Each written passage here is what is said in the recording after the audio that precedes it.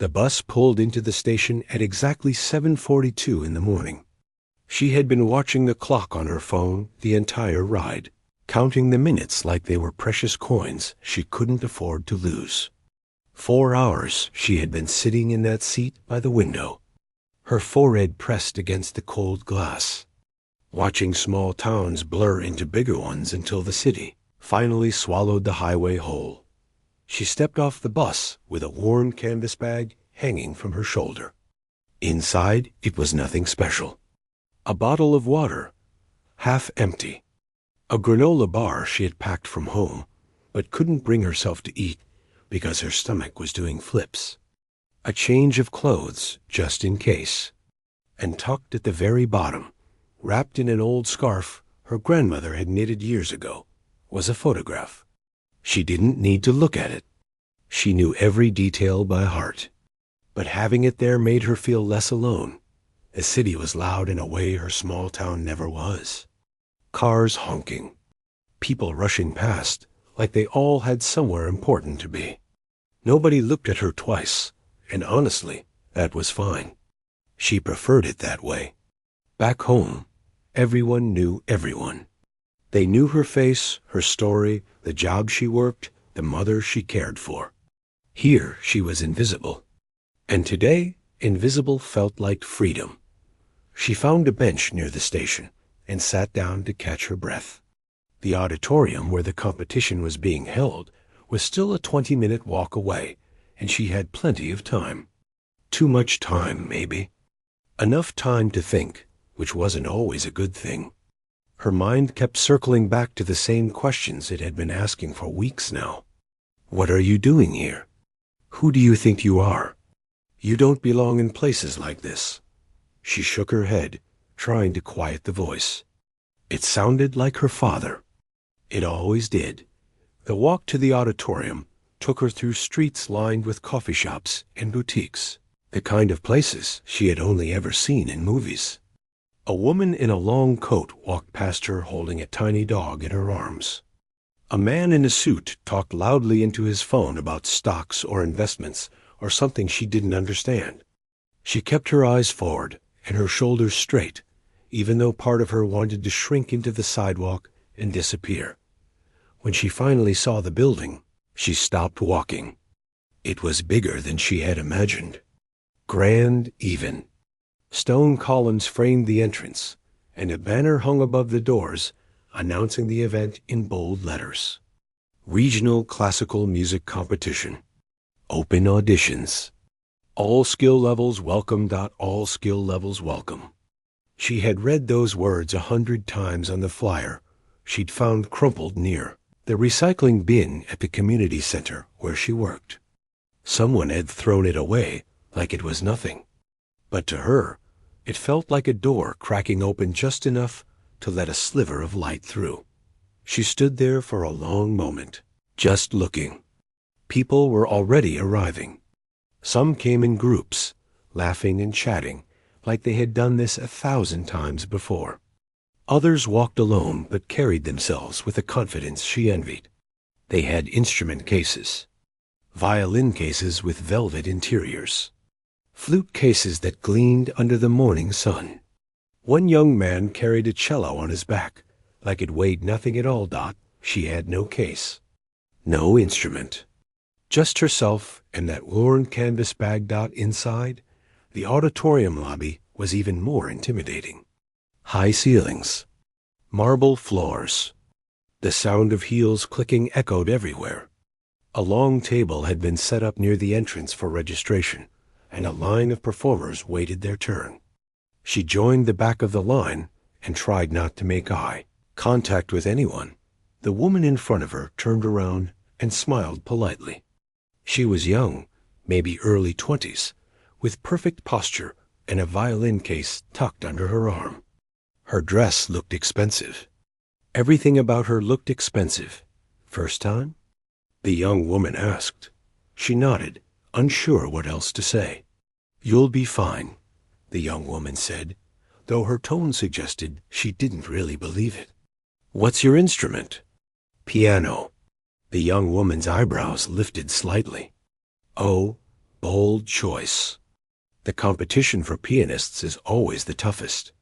Last year, there were over 60 entries just for piano. Only 3 made it to the finals. She paused, looking her up and down. Where did you study? She hesitated. The truth felt too small for this place. I taught myself. The young woman blinked, then smiled again, but this time it didn't reach her eyes. How charming, she said, and turned back around without another word. The line moved slowly. When she finally reached the registration table, a volunteer with a clipboard looked up at her with tired eyes. Name? She gave it. Instrument? Piano. Piece you'll be performing? Chopin. Nocturne in E-flat major. The volunteer paused, just for a second, then wrote it down. Opus 9, number 2? She nodded. All right. You're number 47. Auditions start in an hour. There's a waiting area down the hall to your left. Good luck. That was it. No fanfare. No special treatment. Just a number on a list dot. She found the waiting area and took a seat in the corner, away from the clusters of performers who already seemed to know each other. Some were warming up with scales on portable keyboards. Others were reviewing sheet music, their lips moving silently as they counted beats in their heads. A few were stretching their fingers, cracking their knuckles, rolling their shoulders. She just sat there, still and quiet, watching. Nobody paid her any attention. To them, she was just another face in the crowd. A nobody. A woman in a simple floral dress she had bought for $12 at the thrift store 2 towns over. Her shoes were comfortable, but old, the soles worn thin from years of walking the same hallways at work, mopping the same floors, emptying the same trash cans. She thought about her mother, back home in the small house they shared. Her mother didn't know she was here. Nobody did. She had told them she was visiting a friend for the weekend, which wasn't entirely a lie. Music had always been her friend, the only one that never let her down. She closed her eyes and let her mind drift back to where it always went when she needed comfort. The garage. The old upright piano with its chipped keys and out-of-tune strings. The early mornings before sunrise, when the world was still dark and quiet, and she could pretend she was somewhere else. Someone else. She had been 9 years old when she first touched a piano. It was at a church rummage sale, sitting in the corner like something forgotten. She had walked up to it and pressed a single key, and the sound that came out was the most beautiful thing she had ever heard. It was broken, that piano. Missing keys, covered in dust. But her mother had seen the look on her face and somehow found a way to bring it home. That was 23 years ago. 23 years of practicing in secret, of learning from library books and borrowed recordings, of playing the same pieces over and over until her fingers knew them better than her own heartbeat. 23 years of dreaming about moments like this one, and convincing herself she didn't deserve them. But here she was, sitting in a room full of people who had every advantage she didn't. And in less than an hour, she was going to walk onto that stage and show them what happens when someone refuses to give up. She opened her eyes and took a deep breath. Number 47. That was all she was right now, but not for long. The hour passed slower than she thought possible. Every tick of the clock on the wall felt like a small eternity. Around her, performers came and went. Some returned from their auditions with bright smiles, practically glowing with confidence. Others came back with tight lips and wet eyes, gathering their things quickly and leaving without a word. She tried not to watch, but it was hard not to notice. A young man sitting a few chairs away was bouncing his legs so fast it made the floor vibrate. He kept muttering under his breath, something about tempo and timing. Across the room, a girl who couldn't have been older than 16 was crying softly while her mother rubbed her back and whispered words of comfort. The girl had just come back from her audition. It hadn't gone well. She looked away, her heart heavy. This world was brutal. She had always known that, but seeing it up close was different. These people had trained their whole lives. They had teachers and coaches and families who believed in them. They had resources she could only dream of. And still, so many of them were crumbling under the pressure. What chance did she have? She pushed the thought away. She had come too far to let doubt win now. Number 47? Her head snapped up. A woman with a headset stood in the doorway, clipboard in hand, scanning the room. Number 47? The woman called again. She raised her hand, her voice catching in her throat. That's me. The woman nodded briskly. You're up in 5 minutes. Follow me. She stood on legs that felt like they belonged to someone else. Her canvas bag stayed behind on the chair. She wouldn't need it. Everything she needed was already inside her, stored in her fingers and her memory and the quiet corners of her heart where the music lived. The hallway leading to the stage was long and dim.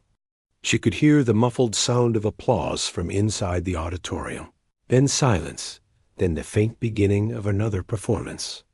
Someone was playing violin. It sounded flawless. The woman with the headset stopped at a door marked Stage Right and turned to face her. When I give you the signal, you'll walk out to center stage. The piano is already in position. Introduce yourself to the judges, tell them what you'll be playing, and wait for their cue to begin. You have 6 minutes maximum. Any questions? She shook her head.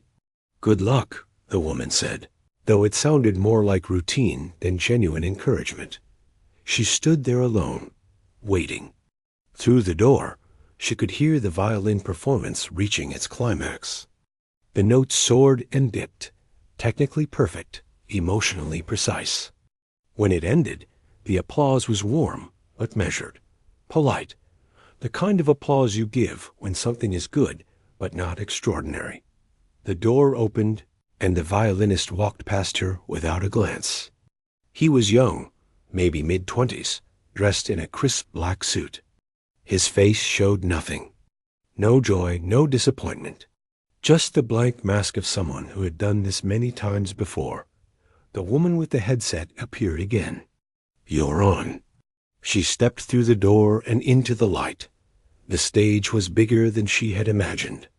The auditorium stretched out before her, rows and rows of red velvet seats, most of them empty now. Only a handful of people sat scattered throughout, watching. Some were other competitors. Some were family members. A few looked like they might be journalists or music bloggers. Notebooks open, pens ready dotting there. At a long table positioned just below the stage sat the 3 judges. The first was an older man with silver hair and a stern face. She recognized him from the program she had glanced at earlier. A retired symphony conductor, someone who had led orchestras across Europe and won awards she couldn't pronounce. He sat with his arms crossed, studying her with eyes that seemed to measure and dismiss her in the same breath. The second was a woman in her 50s, elegant and composed, with reading glasses perched on her nose. A professor of music at the State University, according to the program. She held a pen poised over a notepad, ready to write.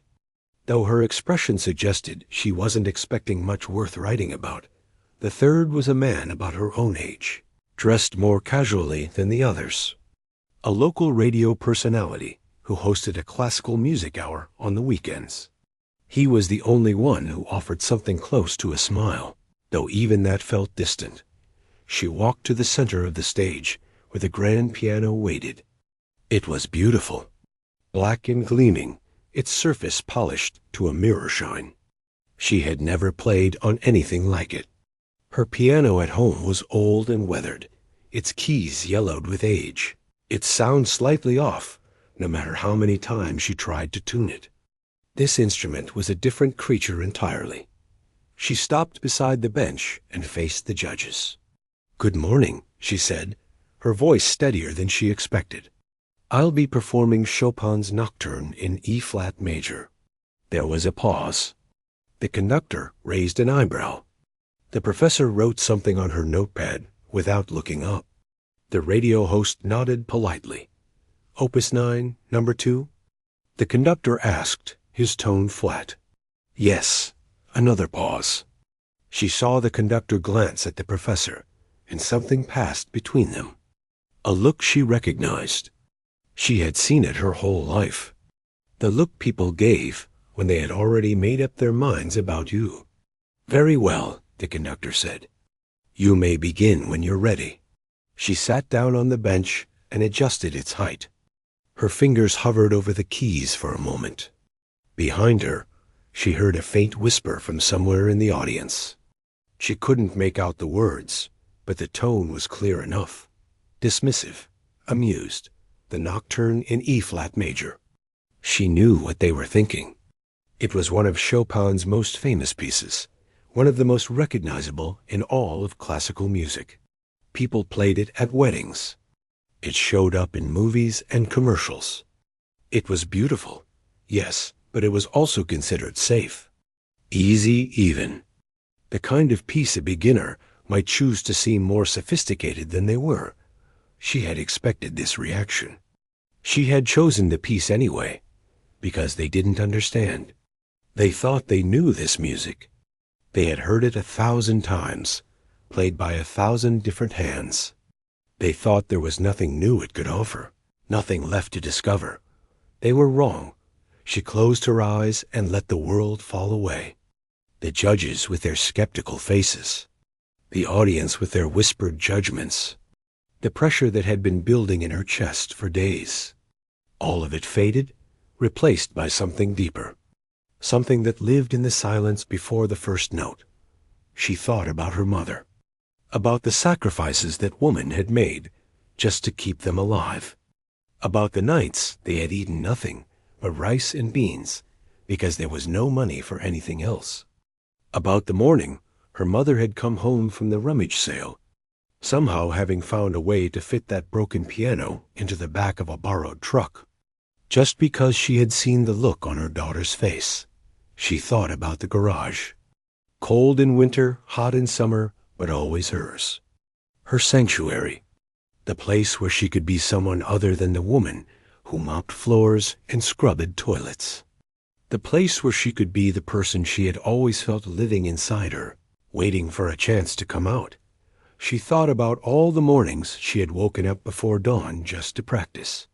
All the nights she had stayed up late, teaching herself from books and videos, playing the same passages over and over until her fingers ached. 23 years of invisible work. 23 years of being told, in 100 small ways, that people like her didn't belong in places like this. She opened her eyes, her fingers found the keys, and she began to play. The first note hung in the air, like a question waiting to be answered, soft, gentle, almost shy. It floated out from the piano and drifted across the auditorium, touching the walls, the ceiling, the empty seats. The few scattered listeners who had stopped whatever they were doing to look up got. Then came the second note, and the third. And slowly, like a flower opening at dawn, the melody began to unfold. She didn't think about her fingers. She didn't think about the keys. She didn't think about the judges or the audience or the weight of everything she had carried into this room. All of that was gone now. There was only the music, and she was inside it, swimming through it, letting it carry her wherever it wanted to go. The Nocturne was speaking through her. Not just the notes on the page, but something deeper. Something that couldn't be written down or taught in any classroom. It was the sound of longing, the sound of waiting, the sound of a heart that had been quiet for too long, finally given permission to sing. In the audience, a woman who had been checking her phone slowly lowered it to her lap. Her mouth fell open slightly, and she forgot to close it. A few rows behind her, an older man who had been reading a newspaper let it slip from his fingers. It landed on the floor with a soft rustle, but he didn't notice. He was too busy listening. At the judge's table, something shifted. The radio host, who had been leaning back in his chair with a polite but distant expression, sat up straight. His eyebrows lifted. He turned to look at the professor beside him, but she wasn't looking back. Her pen had stopped moving. She was staring at the stage, her lips slightly parted, as if she had just witnessed something impossible. The conductor was the last to react. He had judged hundreds of performances over his long career. Thousands, maybe. He had heard every piece in the classical repertoire played by every kind of musician, from nervous beginners to world-famous virtuosos. He thought he knew what excellence sounded like. He thought he had seen it all. He was wrong. His arms uncrossed slowly. His stern expression softened into something else. Confusion, maybe. Or wonder. He leaned forward in his seat, his eyes fixed on the woman at the piano. This woman in her simple thrift store dress. This woman who had walked onto the stage with nothing but herself. This woman who was now doing something he couldn't explain. She wasn't just playing the notes. She was living inside them. The melody rose and fell like breathing, like waves on a shore, like the rhythm of a life lived in quiet corners, away from the spotlight, away from recognition, away from everything except the pure love of something beautiful. Every phrase she played told a story. Every pause between notes held a lifetime of meaning. She thought about the first time she had heard this piece. She was 12 years old, sitting on the floor of the public library, headphones pressed against her ears, eyes closed, transported to another world. The cassette tape was scratched and worn, borrowed from a collection nobody else seemed to care about. But to her, it was treasure. It was proof that beauty existed, even in a life that often felt empty of it. She thought about the years that followed, the hours spent in the garage, trying to recreate what she had heard. The frustration of getting it wrong, again and again. The small victories when something finally clicked, when her fingers found the right path, when the music started to sound the way she had always imagined it could. She thought about her father, and the shadow he had cast over her childhood. The shouting, the anger, the way he had made her feel small and worthless, like she would never amount to anything. He was gone now, had been for years, but his voice still echoed in her head sometimes. "You're nothing. You'll always be nothing." She played through that voice. She played over it. She played until it faded into silence, drowned out by something stronger. The middle section of the nocturne arrived, and she let it breathe. This was the part most performers rushed through, eager to get to the dramatic climax. But she knew better. She knew that the quiet moments were just as important as the loud ones, maybe more important, because that's where the truth lived, in the spaces between, in the things left unsaid. A woman in the third row began to cry. She didn't know why. The tears just came, sliding down her cheeks, and she didn't bother to wipe them away. Something about the music had reached inside her and touched a place she had forgotten existed, a place of old memories and buried feelings and things she had never told anyone. She wasn't the only one. Throughout the auditorium, people were reacting in ways they hadn't expected.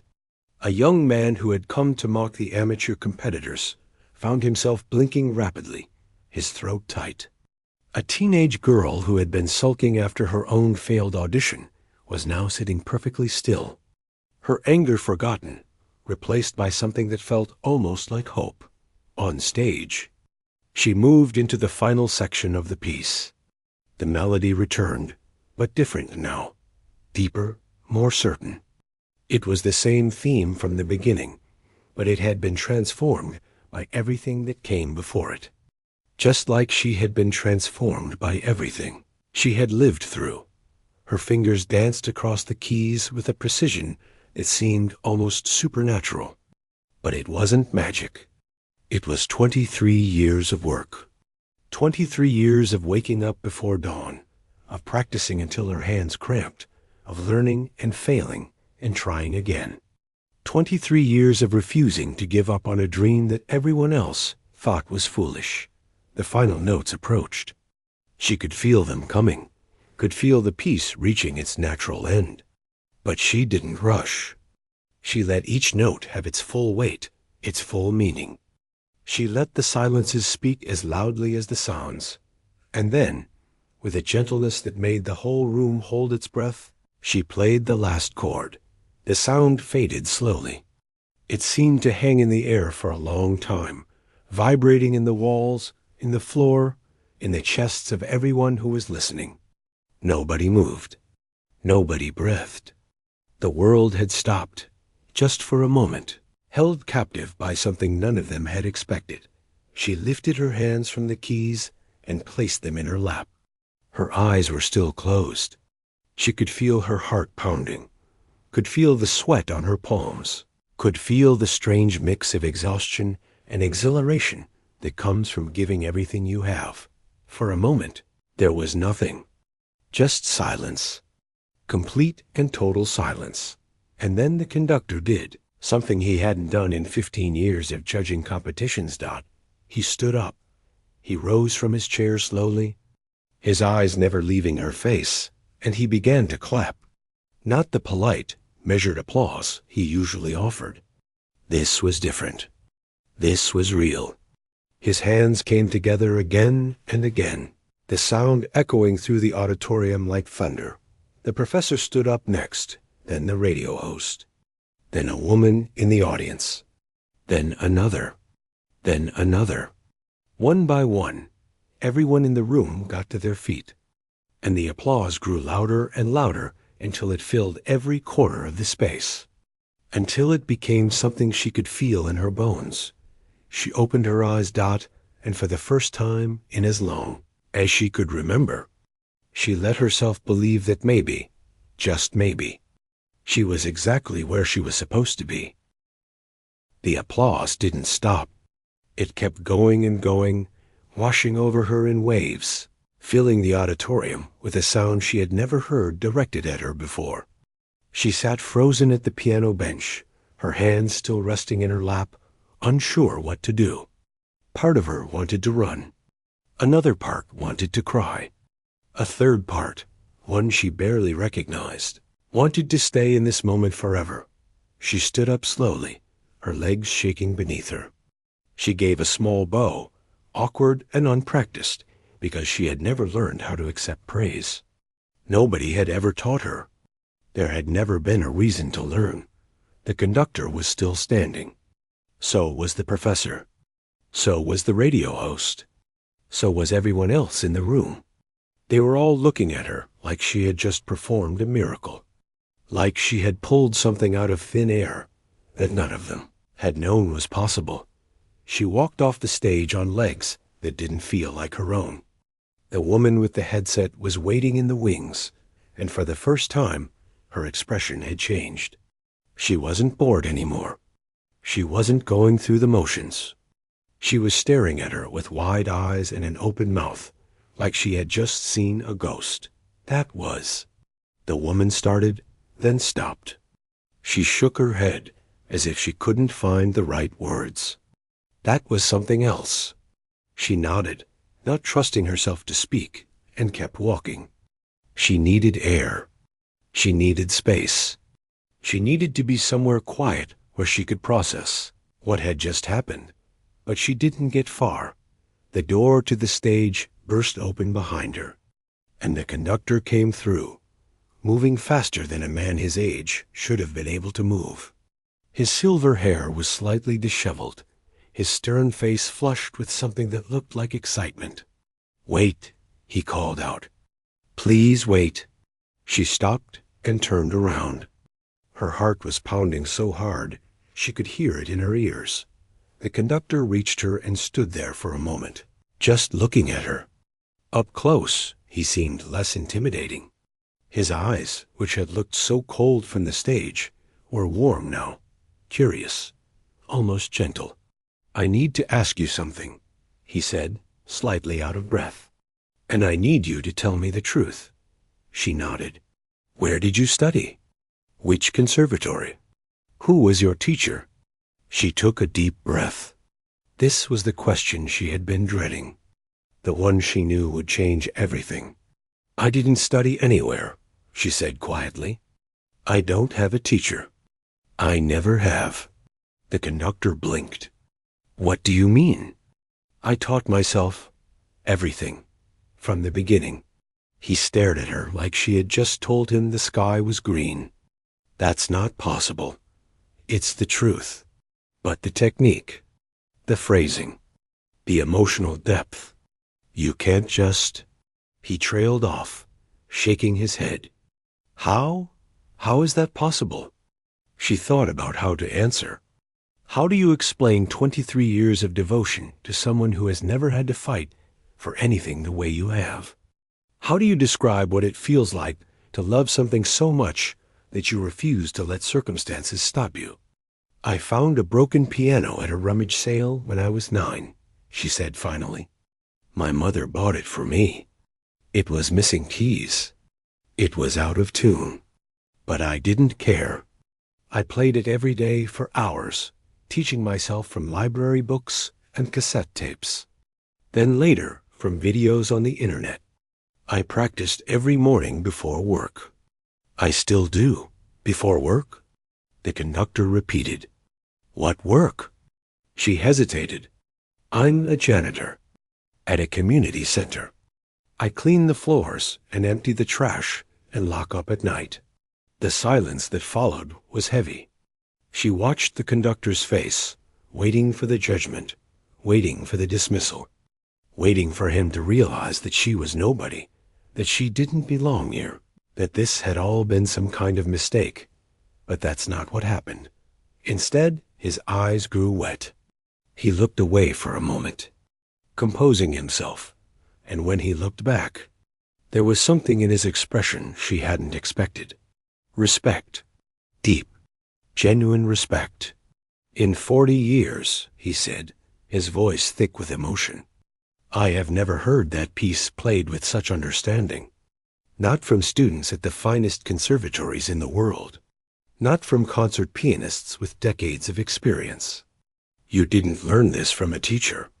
You learned it from living. She didn't know what to say. Her throat was too tight for words. The professor appeared behind the conductor, followed by the radio host.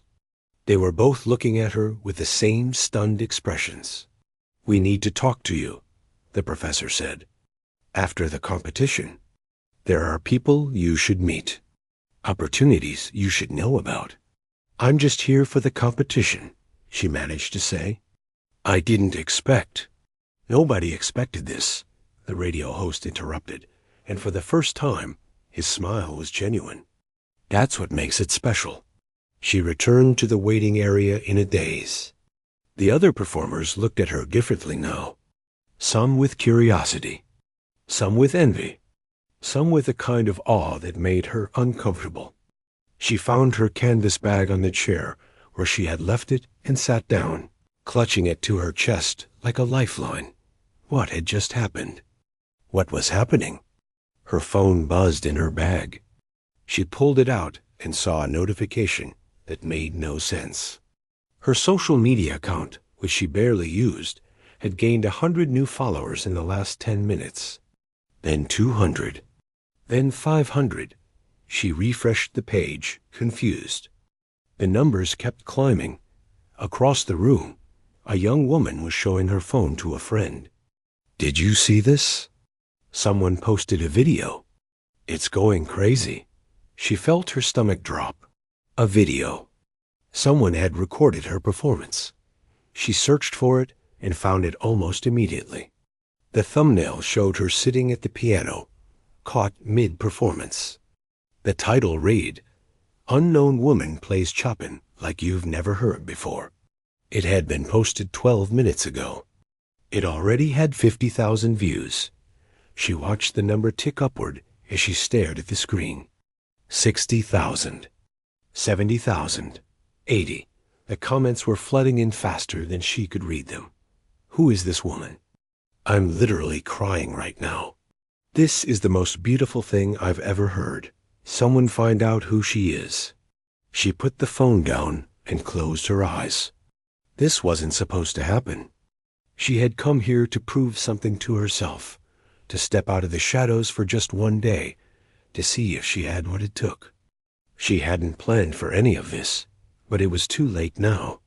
The video was spreading, being shared and reshared across the internet, reaching corners of the world she had never even dreamed of visiting.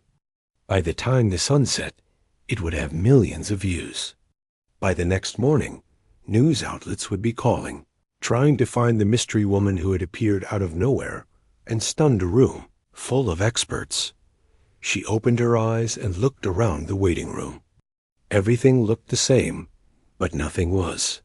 Her life had just changed completely in the span of 6 minutes. On a stage she had almost been too afraid to walk onto Dot, and this was only the beginning. She won the competition. It wasn't even close. When the judges announced the results at the end of the day, the applause that followed her name was different from what the other winners received. It was louder, warmer. It came from people who had watched the video on their phones during the breaks, people who had told their friends, people who had stayed just to see if she was real. She walked to the stage to accept the trophy and the check for $5,000. And the conductor shook her hand with both of his. He held on for a long moment, looking into her eyes like he was trying to memorize her face. Don't disappear, he said quietly, so only she could hear. The world needs to hear you play. She nodded, but she didn't make any promises. She wasn't sure what came next. She had spent so long dreaming about this moment that she had never thought about what would happen after. The bus ride home felt different than the one that had brought her here. The same small towns blurred past the window, but she wasn't the same person who had watched them go by that morning. She kept checking her phone, watching the numbers climb. The video had passed 2 million views, then 3, then 4. By the time she reached her stop, it was at 6 million and still rising. Her mother was waiting up when she got home, sitting in the old armchair by the window like she always did when she was worried. She looked up when the door opened, and her face shifted from concern to confusion when she saw the trophy in her daughter's hands. "What is that?" she asked. "Where have you been?"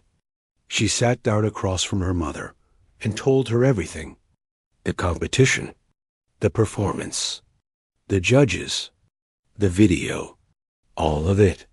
She talked for almost an hour, and her mother listened without interrupting, her eyes growing wider with every word. When she finished, her mother was quiet for a long time. Then she reached out and took her daughter's hand, squeezing it gently. "I always knew," she said, her voice barely above a whisper. "From the first day you touched that piano, I always knew you were meant for something more." She felt the tears come then, the ones she had been holding back all day. They spilled down her cheeks, and she didn't try to stop them. Her mother pulled her close, holding her the way she used to when she was a little girl. And they stayed like that for a long time. 2 women in a small house, surrounded by a lifetime of struggle, finally allowing themselves to hope. The weeks that followed were a blur. The phone calls started almost immediately. News stations wanted interviews. Radio shows wanted her story. A documentary filmmaker from the city reached out, asking if she would be willing to let him tell her story on camera. She said no at first, but he was persistent, and eventually she agreed to meet with him. The scholarship offers came next. 3 different music schools, all of them prestigious, all of them offering full rides. She read the letters carefully, touched by the opportunity, but something didn't feel right. She was 32 years old. She had a mother who needed her. She had a life, even if it was a small one. Going back to school, starting over as a student. Surrounded by people half her age. It wasn't what she wanted, so she said no. politely, gratefully, but firmly. What she did say yes to was the concert invitation, a benefit performance for a children's music program in the city. They asked her to play one piece, just one, in front of an audience of donors and supporters. She agreed before she could talk herself out of it. That concert led to another, then another, then another. Each one was bigger than the last. Each one brought new faces, new connections, new opportunities she never could have imagined. She played in concert halls she had only seen in photographs. She met musicians whose recordings she had studied for years. She shook hands with people who told her that her story had inspired them to pick up an instrument again, to chase a dream they had abandoned, to believe that it was never too late. But through it all, she never quit her job. Every morning, she still woke up before dawn. She still drove to the community center in her old car. She still mopped the floors and emptied the trash and made sure everything was clean and ready for the day. Her coworkers teased her about it sometimes. They showed her articles about herself on their phones, laughing in disbelief. The famous pianist who still scrubs toilets, one headline read. She didn't mind. The job kept her grounded. It reminded her where she came from and who she really was. Besides, she had a new reason to stay. It started with one kid, a boy, maybe 10 years old, who hung around the community center after school because he had nowhere else to go. She noticed him watching her one day as she practiced on the old piano in the activity room. He stood in the doorway, half hidden, like he was afraid to come any closer. She stopped playing and looked at him. "You want to learn?" He shrugged, trying to act like he didn't care. But his eyes gave him away. She patted the bench beside her. "Come here. I'll show you something." That was the beginning. One kid became 2. 2 became 5. 5 became a dozen.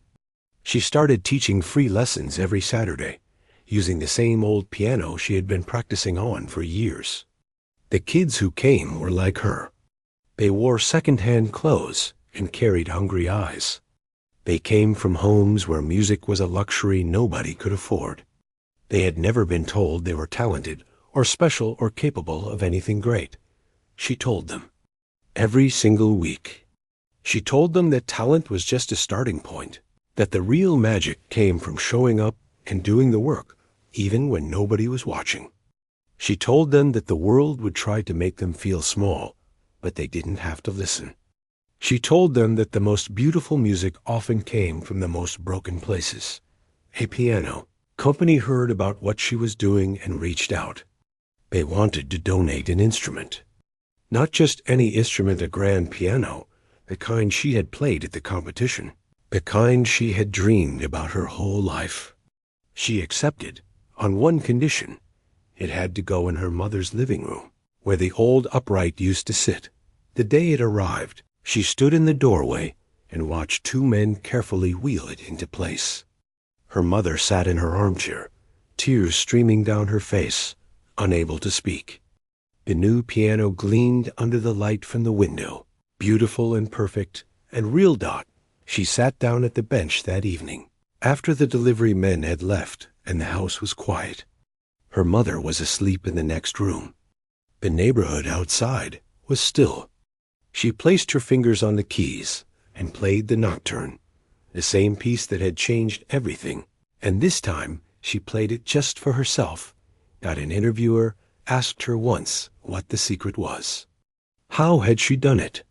How had she gone from invisible to extraordinary, from cleaning floors to filling concert halls? She thought about the question for a long time before answering. "Everyone thought the piece I played was easy," she said finally. "But nothing worth doing is ever easy. Some of us just make it look that way because we've been practicing in the dark our whole lives. And eventually, if you keep going long enough, someone turns on the light." She smiled then, soft and quiet. The smile of a woman who had finally found her place in the world. And somewhere, in a community center across town, a 10-year-old boy was sitting at an old piano, pressing keys for the first time, beginning his own journey through the dark.